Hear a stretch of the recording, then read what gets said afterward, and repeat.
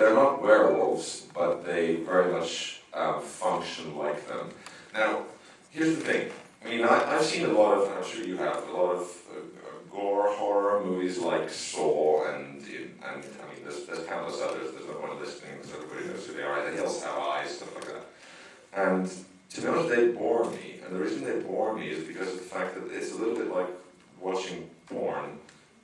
Hang on just a minute. Okay. If I watched porn, then I would imagine it would be like that. Now, it's essentially the problem with gore horror for me is that it's one-dimensional. Meaning, yes, it's nice to see a couple of scenes every now and again if the dynamics are done well, but generally it's one note.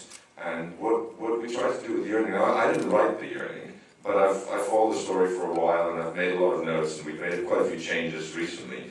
And I think it's a very unique take on myths. I mean, a lot of you might well know that the original fairy tales, the ones that were sanitized to Western consumptions, you know, the Little Red Riding Hoods and all the Brothers Grimm stuff, the original versions were quite horrific. So often horror elements can be used, and were traditionally in storytelling, to accentuate certain points. But the problem with modern versions of these horror fairy tales is that they go in my opinion, they go too far towards skewing to just straight horror. Just because it's a simple thing to do, and it's gory, and the audience kind of gets off on it maybe in some way, and it's used as a selling point. We don't want to do that. We want to do something. Again, if I'm trying to pick movie references, has anyone seen a movie called Brotherhood of the Wolf?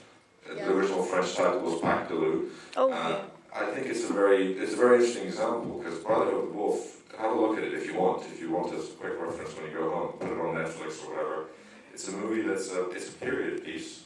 It has horrific creatures in it, but it also has bits of martial arts, and you kind of think, it keeps changing, and you think, this is really weird, does this even make sense? But if you let yourself enjoy the thing, I think after about 10-15 minutes, you'll be like, hang on a second, this is really cool. How come more people haven't seen it? And that's what we're trying to do. We're trying to do something that's a little bit different. It has a lot of Western elements, but it's not just a straight cowboys riding around on horses movie. It has horror elements, but it's not a horror movie, and it's basically a love story. A lot of movies, I suppose, are basically just love stories. So, what I've got, which I